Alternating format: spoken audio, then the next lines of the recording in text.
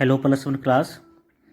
Again welcome to online physics classes. Today we will take an important theorem, that is work energy theorem. Work energy theorem. Work energy theorem. Work energy theorem कहती है the net work done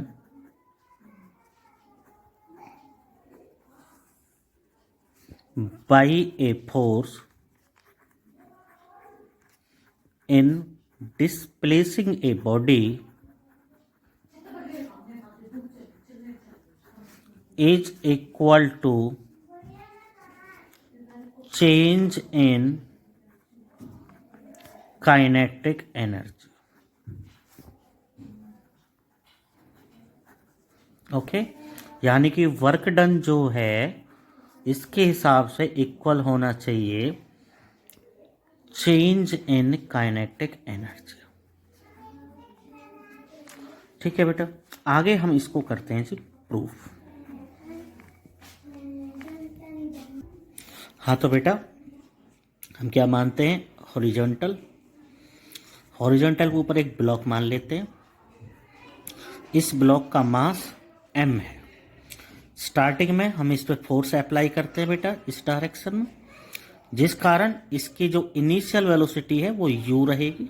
u velocity से start करता है. जैसे हम इस पर force apply करेंगे तो इसमें क्या आ जाएगा, एक्सेलरेशन. और एक्सेलरेशन का मतलब होता है F/a न्यूटन्स लॉ के हिसाब से. और इस ब्लॉक को हम इस एक्सेलरेशन के थ्रू और इस फोर्स से यहाँ पे पहुँचा देते. और यहाँ से तक जाते जाते ये जो ब्लॉक है डिस्प्लेसमेंट कवर करता है जी s, और जो कि इस पे लगातार F फोर्स एक्ट कर रहा है. तो यहाँ तक आते आते इसमें क्या रहेगा, एक्सेलरेशन रहेगा. तो ये बात कहनी बिल्कुल सही नहीं होगी कि जितनी वेलोसिटी यहाँ पर है उतनी वेलोसिटी यहाँ पर रहेगी.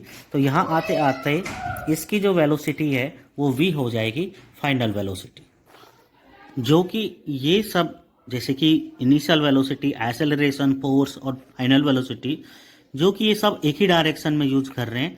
तो हम इसमें काइनेटिक का इक्वेशन बड़ी इजीली से यूज कर सकते हैं. इक्वेशन होता है v² - u² is equal to 2as. Okay, अब हम क्या करते हैं, अपनी ही साइड से इसमें 1/2m की मल्टीप्लाई कर देते हैं सबके साथ में. तो 1/2m u² और 1/2m इंटू as. और लेकिन ये जो as था वो कितना था, 2as.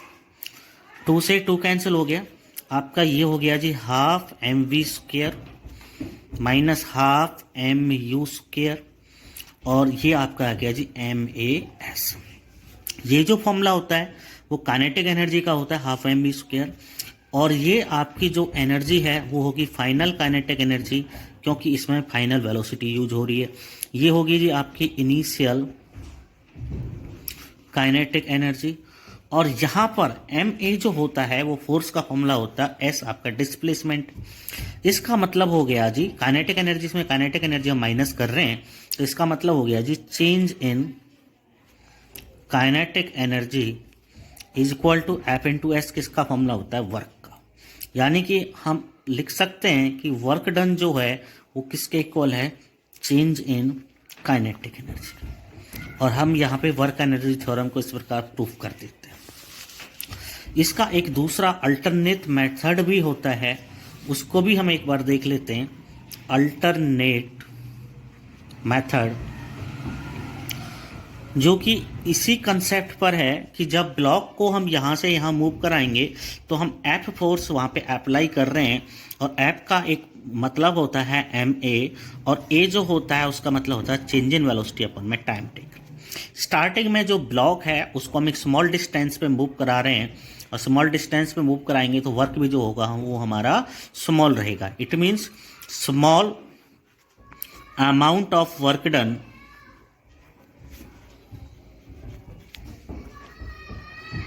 in displacing body through a displacement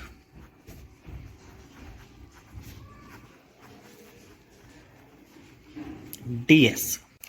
उसके बाद में तो जो वर्क होगा वो फॉर्मूला होगा हमारा force into displacement. dw is equal to F की वैल्यू ये रही m db over dt into ds। आगे बेटा हम क्या करेंगे, dw is equal to m db तो है ही, लेकिन हम क्या करेंगे dt को ds के अपॉन में लिख देंगे और ये आपका बन जाएगा चेंज इन डिस्प्लेसमेंट अपॉन में टाइम टेकन, जो कि वेलोसिटी का फॉर्मूला होता है m db। उसके बाद में हम क्या करेंगे, अब टोटल अमाउंट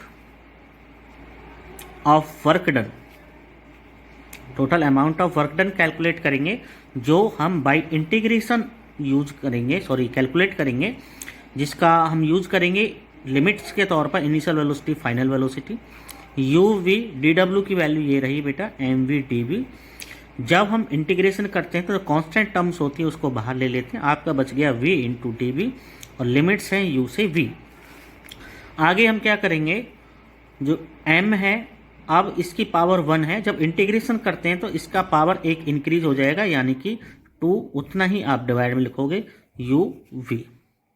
ओके, उसके बाद में अब इधर देखते हैं तो w इज इक्वल टू हो जाएगा m, और जो 2 था आपका, ये वाला जो 2 था, ये वाला 2, इसको हम बाहर ले जाएंगे, upper limit minus lower limit, यानी कि upper limit minus lower limit.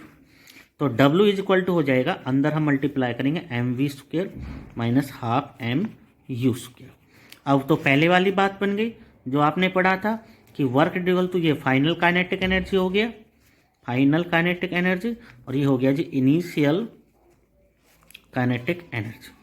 ठीक है बेटा, और आपको पता है इसका मतलब है जी W, और इसका मतलब क्या हो गया, चेंज इन काइनेटिक एनर्जी, जो कि वर्क एनर्जी थ्योरम होती है। आ गया होगा समझ? तो आपको दोनों तरीके करा दिए, जो सा आपको बेस्ट लगे उन सा एक आप कर सकते हो। Thank you.